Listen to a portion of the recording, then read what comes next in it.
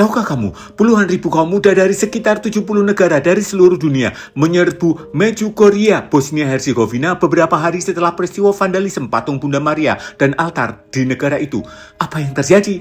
Apakah mereka membalas dendam? Ada sebuah pemandangan yang mungkin sulit dipercaya. Di saat banyak survei menunjukkan semakin banyak anak muda menjauh dari kehidupan beragama, di sebuah desa kecil yang bahkan penduduknya tidak sampai 5.000 jiwa ini, puluhan ribu kaum muda dari berbagai penjuru dunia justru berkumpul untuk satu tujuan yang sama. Mereka tidak datang membawa perlengkapan untuk membalas dendam. Mereka juga tidak datang mengenakan atribut klub musik, tidak datang untuk bertemu artis terkenal.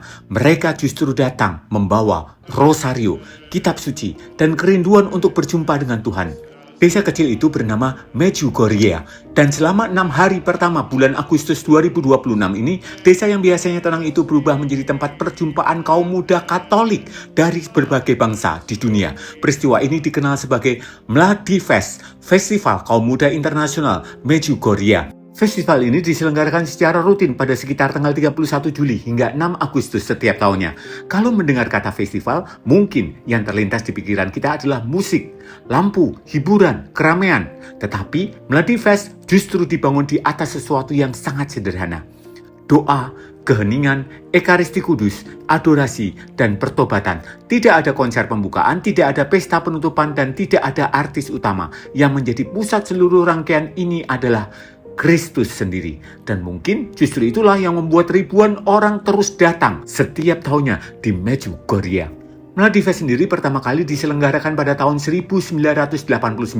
Awalnya hanyalah sebuah pertemuan doa bagi kaum muda di paroki Santo Yakobus. Tidak ada yang membayangkan bahwa pertemuan sederhana itu akan berlangsung menjadi salah satu pertemuan doa kaum muda Katolik yang dikenal di seluruh dunia. Selama lebih dari 35 tahun, formatnya hampir tidak berubah.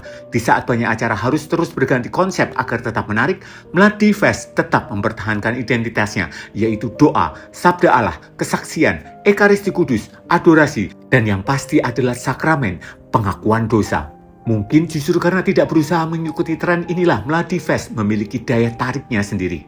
Yang menarik, banyak peserta datang bukan hanya sekali, ada yang kembali setiap tahun, bahkan ada keluarga yang dahulu datang sebagai peserta muda, kini kembali membawa anak-anak mereka.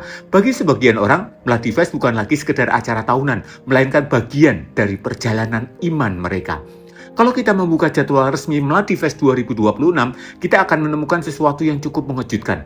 Hari pertama dibuka dengan rosario, dilanjutkan dengan perayaan ekaristi, kemudian adorasi sakramen Maha Kudus. Hari kedua dilanjutkan dengan rosario sejak pagi, kesaksian, misa kudus, prosesi, adorasi, dan hari-hari berikutnya memiliki pola yang hampir sama terus berulang. Apakah kaum muda menjadi bosan dengan kondisi acara yang terus berulang seperti itu? Bagi generasi yang hidup dalam paparan media sosial yang serba cepat, instan, dan bising, jadwal Mladi Fest yang terstruktur justru menjadi sebuah oase perlindungan. Di sini, pengulangan ritme mulai dari doa pagi, katekese, hingga rosario sore tidak dialami sebagai kejenuhan, melainkan sebagai melodi penenang. Pengulangan doa dan nyanyian taise yang meditatif secara psikologis menurunkan kecemasan, menuntun pikiran kaum muda keluar dari kepenatan dunia, dan membawa mereka masuk ke dalam zona keheningan batin yang jujur. Mereka tidak perlu lagi memikirkan tren apa yang akan terjadi 1 jam ke depan, karena waktu di Medjugorje seolah melambat dan mereka diberi kesempatan untuk bernafas kembali. Setiap kali jarum jam menunjukkan pukul 4 sore, atmosfer di area altar terbuka gereja Santo Yakobus berubah menjadi tegang sekaligus haru. Kerangka acaranya mungkin sama dengan hari kemarin, namun manusia dan kisah di atas panggung selalu berganti. Kaum muda tidak disuguhi teori atau khotbah yang kaku, melainkan kesaksian hidup yang radikal dan jujur. Mereka mendengarkan kisah mantan pecandu yang menemukan jalan pulang, selebritas yang meninggalkan gemerlap dunia demi kedamaian, hingga anak muda biasa yang berjuang melawan depresi kronis. Melalui cerita-cerita tanpa filter inilah para peserta melihat cerminan dari luka dan perjuangan mereka sendiri. Rasa bosan terkikis habis, digantikan oleh rasa empati dan kesadaran bahwa mereka tidak berjalan sendirian di dunia ini. Mladi Fest adalah sebuah perayaan kehidupan. Monotonnya jadwal harian langsung dipatahkan oleh dentuman energi dari paduan suara dan orkestra internasional. Musik liturgi dikemas secara modern, megah, dan penuh penjiwaan. Ketika puluhan ribu anak muda dari 80 negara berbeda mengangkat tangan bersama, mengibarkan bendera negara masing-masing, Menari dalam koreografi massal yang serasi, tercipta sebuah gelombang kegembiraan komunal yang luar biasa. Di luar jam ibadat formal, khususnya pada jeda siang hari, halaman paroki berubah menjadi festival budaya global yang cair. Mereka bertukar gelang, bernyanyi bersama di kedai kopi, dan tertawa tanpa sekat bahasa. Ini adalah sebuah konser iman, di mana setiap orang adalah bintang utamanya. Momen paling membebaskan dalam Mladifest justru seringkali terjadi di bawah keteduhan pohon-pohon atau di atas kursi lipat sederhana di sekitar area paroki. Itulah suasana sakramen pengakuan dosa. Disinilah letak keunikan emosional terbesar festival ini. Melihat ratusan imam dari berbagai belahan dunia duduk siap mendengarkan. Ribuan anak muda mengantre dengan kerelaan hati untuk menumpahkan segala beban, rasa bersalah, trauma masa lalu mereka.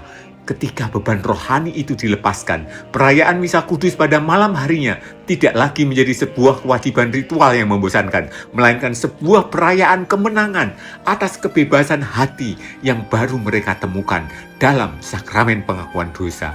Mladifest 2026 ini berjalan di bawah payung spiritual Ad Fontem to the Source, kembali ke sumbernya, yang berakar pada teks kitab suci Mazmur 41. Secara teologis dan historis, tema tahun ini dirancang unik karena bersinggungan langsung dengan peringatan global 800 tahun wafatnya Santo Fransiskus dari Assisi. Tahukah kamu siapa yang berperan di balik acara kaum muda seluruh dunia ini?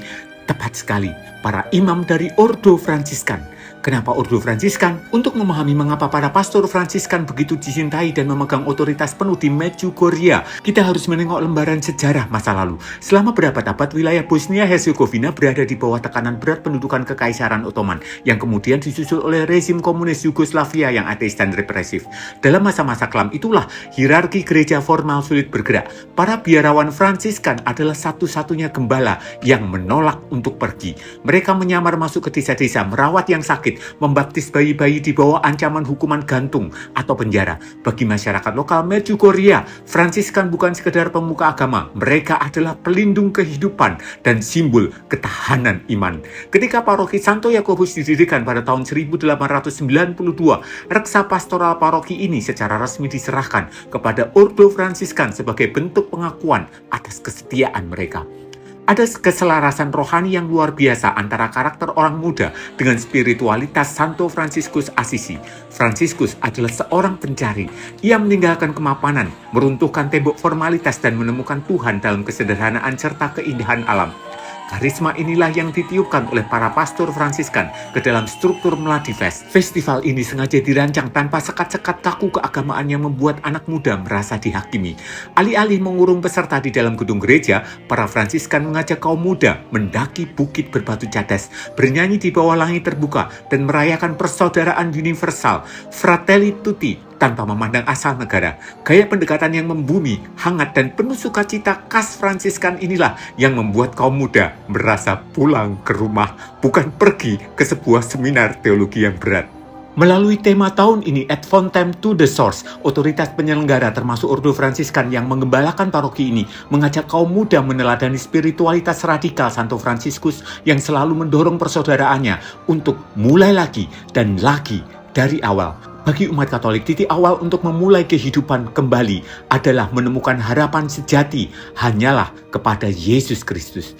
Guna melengkapi refleksi harian, seluruh rangkaian acara juga ditempatkan di bawah payung besar retret spiritual tahunan paroki, yaitu di Sekolah Maria. Satu manifestasi fisik paling signifikan yang diperkenalkan tepat pada pembukaan Mladifest 2026 ini adalah peresmian jalur doa berjalan kaki bernama Via Francisi, Jalan Santo Fransiskus. Jalur ini ditempatkan di area taman tepat di belakang altar terbuka Gereja Santo Yakobus. Seluruh relief visual artistik di jalur ini merupakan karya dari pemahat akademis Tony Kozarik. Selama 6 hari, ribuan anak muda datang membawa berbagai pertanyaan. Sebagian mencari arah hidup, sebagian mencari pengampunan, sebagian datang karena rasa ingin tahu. Namun tema Mladifest tahun ini mengingatkan mereka semua bahwa apapun alasan mereka datang, perjalanan iman selalu dimulai dengan kembali kepada Sang Sumber sejati. Bukan kepada sebuah tempat, bukan kepada sebuah pengalaman, melainkan kepada Yesus Kristus, sumber harapan, sumber belas kasih, dan sumber hidup yang baru. Bagaimana tanggapan Vatikan terhadap acara besar ini? Bagaimana tentang penampakan Bunda Maria di Medjugorje direspon oleh para Fransiskan pada saat pertama kali? Bagaimana jalannya festival Madrifest ini? Terus ikuti channel Iman Katoliku ini untuk mendapatkan bukan sekedar informasi, tetapi melihat dunia dalam terang iman Katolik. Tuhan Yesus memberkati.